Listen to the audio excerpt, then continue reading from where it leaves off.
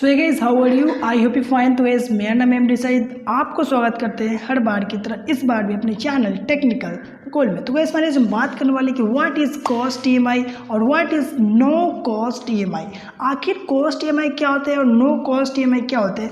अक्सर आप लोगों ने कोई व्यक्ति से पूछा होगा कि भाई ये बताइए कि मैं ऑनलाइन से क्या उधार भी कोई सामान खरीद सकता हूँ? तो वो बोलते हैं कि भाई आप ईएमआई के थ्रू प्रोडक्ट्स को परचेस कर लीजिए, आपको वहाँ पे उधार में सामान मिल जाएगा। तो हमारे पास वहाँ पे दो ऑप्शंस बताते हैं। वो एक तो बताते हैं कि कॉस्ट ईएमआई के थ्रू आप खरीद लीजिएगा या फिर नो कॉस्ट ईएमआई के थ्रू। तो वहाँ पे मुझे कन्फ्यूजन होते हैं, हमारे लोगों का कन्फ्यूजन रहता है कि आखिर नो कॉस्ट ईएमआई क्या होते हैं और कॉस्ट ईएमआई क्या होते हैं। तो आज मैं इस वीडियो में आपको नो कॉस्ट ईएमआई और कॉस्ट ईएमआई के दोनों के बीच कन्फ्यूजन को दूर कर दूंगा और आपको इस वीडियो में बताऊंगा कि आखिर नो कॉस्ट ईएमआई क्या होते हैं और कॉस्ट ईएमआई क्या होता है। चलिए वीडियो स्टार्ट करते हैं और जानते हैं। नो कॉस्ट ईएमआई, यहाँ पे नो कॉस्ट यानी कोई पैसे नहीं देने होंगे अगर आप नो कॉस्ट ईएमआई के थ्रू कोई प्रोडक्ट्स को परचेस कर रहे हैं। लेकिन अगर आप कॉस्ट ईएमआई के थ्रू कर रहे हैं तो आपको वहाँ पे पैसे देने होंगे। तो चलिए दोनों को ये बारीकी से समझ लेते हैं कि आखिर नो कॉस्ट ईएमआई क्या होते हैं, इसके हमें क्या क्या फ़ायदे मिल सकते हैं और कॉस्ट ईएमआई के क्या क्या फ़ायदे मिल सकते हैं और इसको किन दोनों में से किसको यूज़ करना चाहिए, हमको नो कॉस्ट ईएमआई को या फिर कॉस्ट ईएमआई को। चलिए जानते हैं। तो भाई सबसे पहले हम जानते हैं कि कोई नो कॉस्ट ईएमआई। तो नो कॉस्ट ये मतलब आप अगर ईएमआई के थ्रू कोई प्रोडक्ट्स खरीद रहे तो आपको उन्हीं प्रोडक्ट्स का पैसा देना होगा जो प्रोडक्ट्स पे दाम है।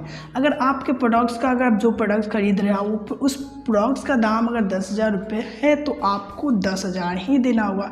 आपका वहाँ पे कोई ब्याज वाज कोई परसेंटेज नहीं देना होगा अगर आप नो कॉस्ट ईएमआई के थ्रू लेते हैं। लेकिन यहाँ पे एक दिक्कत हो जाती है कि आपको नो कॉस्ट ईएमआई के ऑप्शंस आपको सिर्फ 3 महीने या फिर 6 महीने तक का ही दिया जाता है। अगर आप सक्षम हैं कि आप 3 से 6 महीने के अंदर आप पूरे पैसे को पे कर सकते हैं तो आप नो कॉस्ट ईएमआई को ले सकते हैं। लेकिन नो कॉस्ट ईएमआई में आपको कोई ब्याज नहीं देने होते, लेकिन ये थोड़ा सा कम समय मिल जाते हैं जिसमें आपको पे करने होते हैं। वो आपको 6 महीने का लेंगे तो आपको वो बता देगा कि आप इतना पर मंथ में इतना पे करना होगा, आपको टोटली कॉस्ट आपको पूरा पे हो जाएगा। तो वहाँ पे आपको कोई ब्याज वाज नहीं लगता है। वहाँ पे 3 महीने का मिलता है, 3 महीने में कितना आपको पर मंथ देना होगा जिससे आपको पूरा टोटली सट जाएगा। तो ये होते हैं नो कॉस्ट ईएमआई जिसके आपको फ़ायदे मिलते हैं कि आपको वहाँ पे कोई ब्याज नहीं देना होता। जितना प्रोडक्ट्स पे पैसे हैं उतना ही आपको वहाँ पे पे करना होगा और वहाँ पे देना होगा। जैसे आप उधार लेते हैं वैसे ही आप ले सकते हैं। उसके बाद चलिए जानते हैं कि आखिर कॉस्ट ईएमआई क्या होते हैं। तो अक्सर आप जब पेमेंट ऑप्शन में देखेंगे प्रोडक्ट्स के पेमेंट ऑप्शंस में, तो वहाँ पे ईएमआई पेमेंट ऑप्शन देखेंगे तो वहाँ पे आपको बताते हैं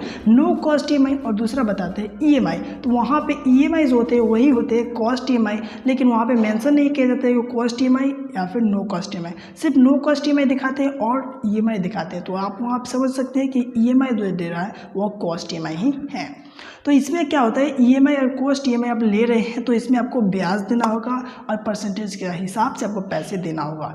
मान लीजिए अगर आप कोई प्रोडक्ट्स खरीद रहे हैं, 10,000 का प्रोडक्ट्स है, तो अगर आप उस प्रोडक्ट्स को सधाना चाहते हैं 2 साल में तो आपको वहाँ पे बता देगा कि आपको पर मंथ यानी 1 मंथ में कितना पैसे देना होगा और टोटली आपको 24 महीना जो होगा 24 महीने में कितना परसेंटेज ब्याज लगेगा और टोटल जो आपको पे करना होगा 24 मंथ में वो आपको यहाँ पे शो कर देगा। तो इसमें आपको परसेंटेज के हिसाब से पैसे दिए जाएंगे और आपको पर मंथ वहाँ पे करना होगा।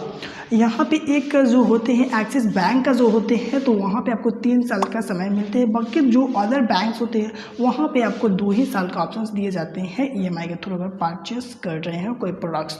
तो ईएमआई के थ्रू अगर कोई प्रोडक्ट्स को बाई कर रहे हैं तो आपको वहाँ पे ब्याज देना होगा। लेकिन यहाँ पे भी ज़्यादा ब्याज नहीं होते हैं। अगर आप 40-50 हज़ार का सामान ऐसे ले रहे हैं तो आपको 5 से 6 हज़ार के बीच यानी 8,000 मैक्सिमम मान लीजिए ना, तो वहाँ पे आपको पड़ जाते हैं 2 साल का अगर आप ईएमआई के लेते हैं प्रोडक्ट्स।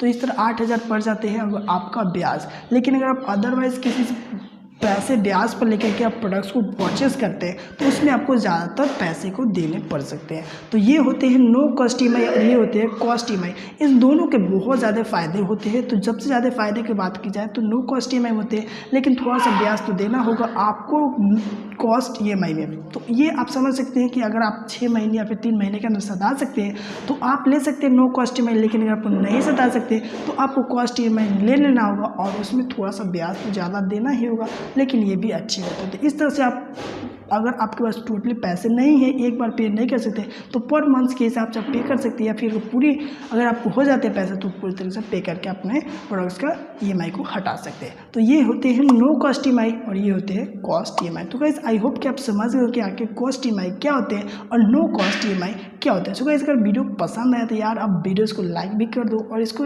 जहाँ मन अपने दोस्तों या फिर कहीं भी इसको शेयर कर दे। और कैसे अगर अभी तक मेरे चैनल को सब्सक्राइब नहीं किए हैं तो आप क्या यार देरी कर रहे हैं, आप भी चैनल को सब्सक्राइब कर दो और बेल आइकन प्रेस कर ले, ताकि टेक्निकल से रिलेटेड जब भी कोई नया वीडियो जाए तो उसकी नोटिफिकेशन आपको तुरंत और सबसे पहले मिले। तो गाइस इस वीडियो में इतना ही, फिर मिलते हैं नए वीडियो के साथ, तब तक के लिए गुड बाय।